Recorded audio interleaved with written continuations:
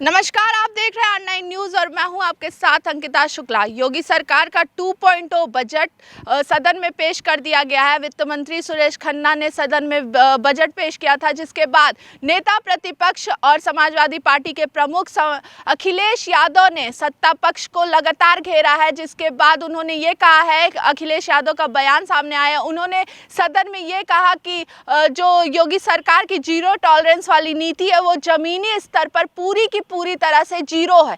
वो लगातार बात करते हैं कि यूपी सरकार के आने के बाद उत्तर प्रदेश में अगर बात की जाए अपराध की तो उसमें कमी आई है, लेकिन ऐसा कुछ भी नहीं है, जो कि बढ़ता ही जा रहा है। ये अखिलेश यादव का कहना है। वहीं उनके समाजवादी पार्टी के नेता की बात की जाए तो हमेशा से स्वामी प्रसाद मौर्य अपने बयानों को लेकर सुर्खियों में बने रहते हैं।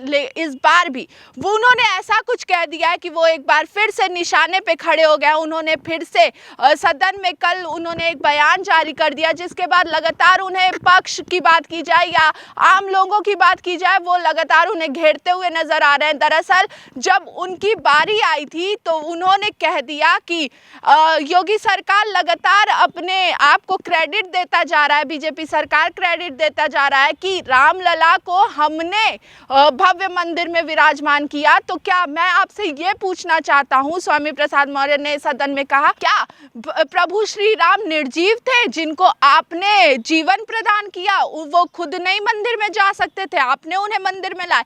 ये जब उन्होंने ये बयान दिया तो पूरे सदन में हंगामा होने लगा कि आप हमारे सनातन के हमेशा से विरोध करते आ रहे हैं। तो एक बार फिर से स्वामी प्रसाद मौर्य अपने बयानों को लेकर सुर्खियों में नजर आ रहे हैं और वो लगातार ऐसा कुछ ना कुछ कह ही देते हैं कि वो आए दिन बयानों में रहते हैं। अब देखने वाली बात होगी कि अखिलेश यादव इस पर क्या कुछ कार्रवाई करते हैं या हमेशा की तरह वो स्वामी प्रसाद मौर्य को ऐसे ही छोड़ देते हैं, तो ये भी देखने वाली बात होगी। और सदन की बात की जाए तो कल देखा गया था कि योगी सरकार जब अपना बजट पेश कर रही थी, राज्यपाल के अभिभाषण के बाद मुख्यमंत्री योगी का जो एक स्टेटमेंट था वो काफ़ी वायरल हो रहा है, जिसमें उन्होंने कहा था कि रामलला भव्य मंदिर में पहुंच गए तो नंदी जी को कहाँ चैन आने वाला था। उन्होंने भी रातों रात दीवार तोड़कर भगवान की पूजा कराने लगे। व्यास खाने में, ज्ञानव्यापी के व्यास खाने में अब पूजा होने लगी है, जिसके बाद ये माना जा रहा है कि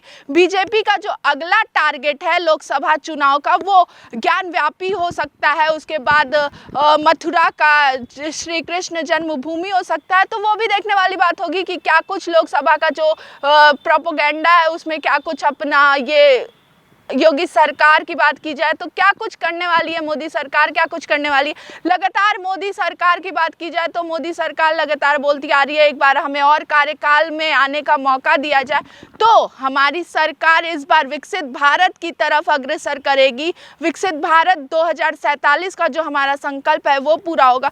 तो बजट सत्र में ये जो आरोप प्रत्यारोप का जो दौर चल रहा है वो लगातार सामने आ रहा है। तो अब देखने वाली बात होगी कि स्वामी प्रसाद मौर्य के इस बयान के बाद अखिलेश यादव का जो जमीनी स्तर पर उनकी जो छवि है वो वैसे ही रहती है कि इस बार अखिलेश यादव अपने नेता को कुछ ना कुछ जरूर कहेंगे, वो भी देखने वाली बात होगी। लेकिन लगातार जो स्वामी प्रसाद मौर्य का एक स्टेटमेंट का लेवल आता है वो काफ़ी निराश करता आ रहा है अखिलेश यादव को। उन्हीं की पार्टी के लोग अब विरोध करना शुरू कर दिए हैं कि आपको जो बोलना है आप अपने आपकी स्वयं की इच्छा है, लेकिन सनातन धर्म और भगवान के प्रति आप जो असंवेदनशील बयानबाजी करते हैं, टिप्पणियां करते हैं, वो ना करें। आप कभी धर्म की बात करते हैं कि किसी का कोई धर्म नहीं होता है, वो लगातार जो ब्राह्मण्स की बात करते हैं, हर धर्म को ऊंचा नीचा दिखाते हैं, वो आप ना करें।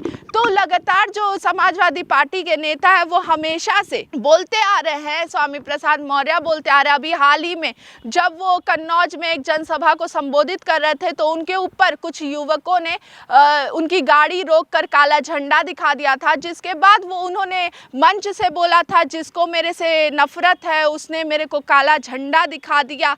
ये दर्शाता है कि एक अकेला स्वामी प्रसाद मौर्य किन किन पर भारी है, इसलिए ये ऐसा किया जाता है। तो योगी सरकार का जो बजट सत्र है वो लगातार चल रहा है। तो अब इसमें अखिलेश यादव की बात की जाए या स्वामी प्रसाद मौर्य की बात की जाए, विपक्ष की बात की जाए, विपक्ष लगातार लगातार योगी सरकार के बजट सत्र में लगातार घेरता आ रहा है। उनका कहना है कि आप अपराध का नियंत्रण नहीं कर पा रहे, आप विकसित यूपी नहीं कर पा रहे हैं, आपने कुछ नहीं बनवाया है। योगी सरकार ने आज तक सिर्फ फीताकटी का काम किया है। तो अब देखने वाली बात है कि जो ये छींटाकशी लगातार सरकार और विपक्ष का चलता आ रहा है वो ऐसे ही चलता रहेगा। इसका खामियां क्या आम जनता को निभाना पड़ेगा और भुगतना पड़ेगा, तो वो भी दिखाएंगे आपको। पूरा बजट सत्र दिखाएंगे सिर्फ और सिर्फ R9 न्यूज़ पर। कैमरामैन सुधीर के साथ अंकिता शुक्ला, R9 न्यूज़, लखनऊ।